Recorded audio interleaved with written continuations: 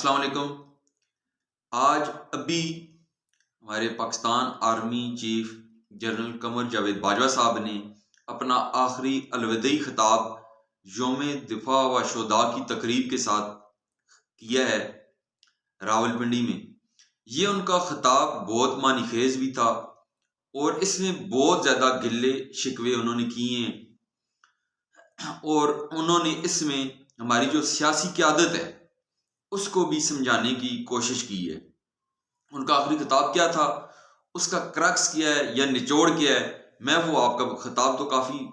Lengthy تھا، بڑا تھا، میں اس کا جو کرکس ہے وہ آپ کو یہ بتاتا ہوں کہ انہوں نے کہا ہے کہ جو ہمارے سیاستدان ہیں ان میں سیاسی عدم برداشت آ گئی ہے، ان میں برداشت نہیں ہے، میں نہ مانوں کا رویہ انہوں نے اپنایا ہوا ہے، یہ ختم ہونا چاہیے۔ دوسرا انہوں نے یہ کہا ہے کہ ہم نے پچھلے سال فیبروری میں یہ فیصلہ کر لیا تھا کہ فوج سیاست میں مداخلت نہیں کرے گی، سیاسی لوگ اپنے معاملات خود حل کریں گے، خود دیکھیں گے، لیکن ابھی ہم جب اس سے پیچھے ہٹ گئے ہیں تو ہمیں سیاست میں نہ گھسیٹا جائے، نہ اس کے اندر انوالو کیا جائے۔ انہوں نے اس کی مثال بھی دی ہے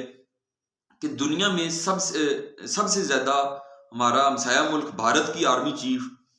وہاں پہ انسانی حقوق کی خلاف ورزیاں ہوتی ہیں، وہ کس طرح وہ کشمیر کے اندر باقی سٹیٹس کے اندر لوگوں کو مارتے ہیں، لیکن اس کے باوجود ان کی عوام فوج کو کچھ کہتی نہیں ہے۔ تو وہ کہتے ہیں ہمارا ایسا بھی سسٹم نہیں ہے، لیکن وہ کہتے ہیں کہ ہمیں جو تنقید کا نشانہ بنایا جاتا وہ ہم نے یہ سمجھا کہ شاید ہماری سیاسی مداخلت ہوتی تھی پہلے، اس وجہ سے ہمیں عوام میں سیاسی تنقید ہوتی تھی۔ تو اب ہم نے، وہ کہتے ہیں کہ ہم نے جب اپنا کتھارسس شروع کر دیا ہے تو سیاسی لوگوں کو بھی اپنا کتھارسس کرنا پڑے گا، ان کو کرنا چاہیے۔ انہوں نے یہ بھی شکوہ کیا کہ سینئر لیڈرشپ کے اوپر الزامات لگائے گئے ہیں، ان کو مختلف القابات کے ساتھ پکارا گیا ہے، جو کہ انتہائی انہوں نے کہا کہ یہ نامناسب رویہ تھا، ایسا نہیں کرنا چاہیے۔ کہتے ہیں کہ اگر بیرونی سازش ہوتی تو کیا ایسے ہو سکتا ہے کہ پاک فوج جواب نہ دیتی؟ پاک فوج تو فوراً کہیں سے بھی بیرونی مداخلت، کسی بارڈر سے بھی ہو، کہیں سے بھی ہو، اس کا پراپر فوج جواب دیتی ہے۔ ایون ہمارا، اور بالکل جو ان کی بات ٹھیک ہے کہ ہمارے کئی مداخلت ہوئی ہیں، چاہے وہ انڈیا نے کی ہے، افغانستان نے کی ہے، ہمیں دوسرے دن جا کے نیوز پیپر سے پتہ چلتا ہے کہ افغانستان سے فائرنگ ہوئی، فوج نے فوراً ان کو جواب دیا ہے، اتنے ہمارے فوجی جوان شہید ہو گئے، جواب دیتے ہیں۔ انڈیا کا جو آپریشن ہوا تھا سوئفٹ جو تھا ابھی لاسٹ ٹائم، جس میں ابھینندن گر گیا تھا، پکڑ لیا تھا اس کو، تو کوئی سیاسی لیڈرشپ نے کیا تھا، فوج نے فوراً جواب دیا۔ تو یہ بات ان کی، میں اس کو بالکل کہتا ہوں کہ انہوں نے بالکل بات ٹھیک کی ہے کہ فوج بالکل جواب دیتی ہے۔ پھر اس میں شہداء کی چونکہ تقریب تھی، اس میں سولجر، سپائی، جتنے بھی رینک اینڈ فائل کے لوگ تھے ان کی فیملیز کو انوائٹ کیا گیا تھا، اور پھر اس میں جو تصاویر تھیں، تمام جو شہداء تھے پاک فوج کے، چاہے وہ آفیسرز ہیں یا سولجرز ہیں، ان سب کی تصاویر دکھائی گئی، جس میں وکلاء کے جو لوگ شہداء جتنے بھی ہیں جو دھماکوں میں ہوئے ہیں یا کلنگ سے جائے، سب کی تصاویر دکھائی گئی، جس میں شہید بے نظیر بھٹو صاحبہ کی، بشیر بلور صاحب کی، بلوچستان کے نواب سراج رئیسانی صاحب کی جو دھماکے میں ہوئے ہیں، شجاع خانزادہ صاحب جو خودکش دھماکے میں اٹک میں شہید ہوئے ہیں، پھر اسی طرح چودھری اسلم صاحب کی جو ایس ایس پی تھے کراچی میں ہوئے ہیں۔ تو اس طرح وکلاء کی بھی دکھائی گئی ہیں، بشیر احمد بلور اے این بی کے ہیں، ان کی دکھائی گئی ہیں۔ تمام فوج کے جوان، افیسرز، سیاسی لوگ، وکلاء، پولیس، کسی بھی طبقے فکر کا جو بھی بندہ شہید ہوا ہے اس کی تصاویر دکھائی گئی ہیں، جو کہ بہت اچھا، مجھے ذاتی طور پہ یہ بہت اچھا لگا ہے کہ ہماری جو پاک فوج ہے وہ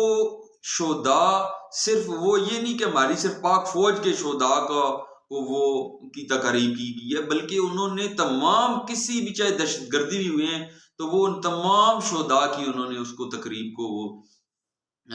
کا آج انہوں نے دن وہ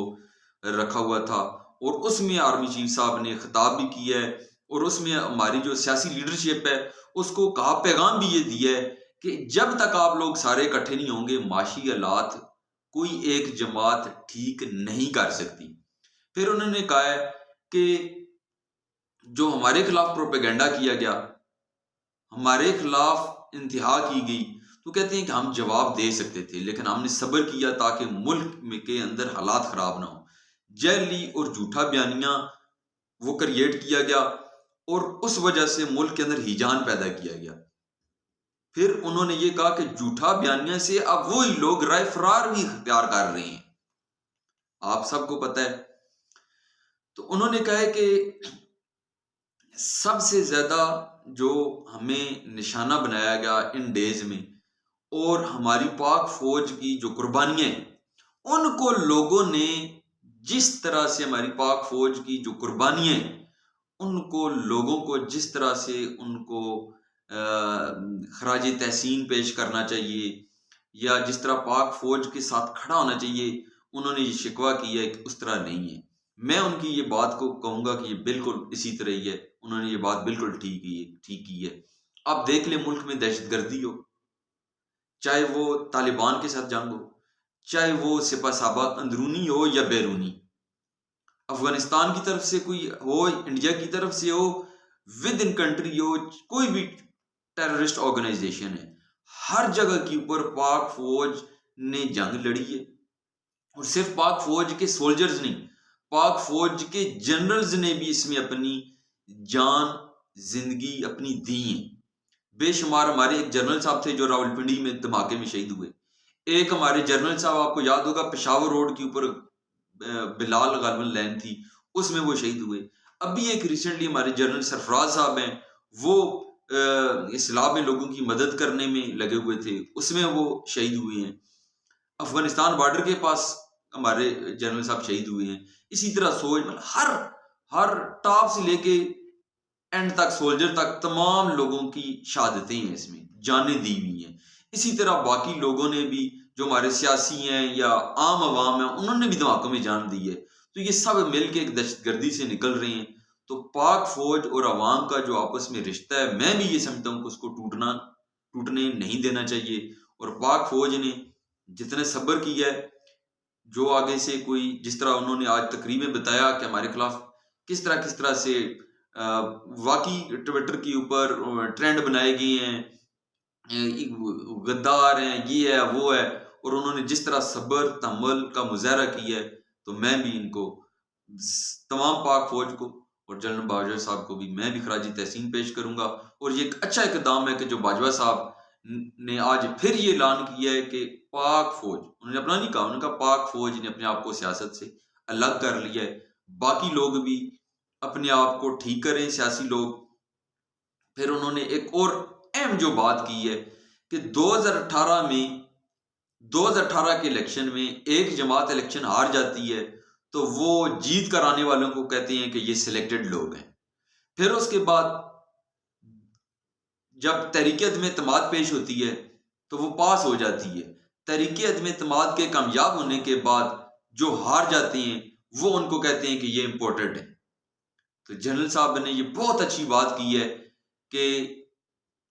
آپ میں قوت برداشت ہونی چاہیے، اور جو جیت جائے وہ مان جائے کہ میں جیت گیا ہوں، جو ہار جائے وہ ہار کو قبول کرے، ہار اور جیت کو قبول کیا کریں، اور اگلا جو الیکشن ہو اس میں کوئی دوسرے کو یہ نہ کہے کہ یہ سلیکٹڈ ہے یا امپورٹڈ ہے، بلکہ سارے کہیں کہ یہ الیکٹڈ ہے۔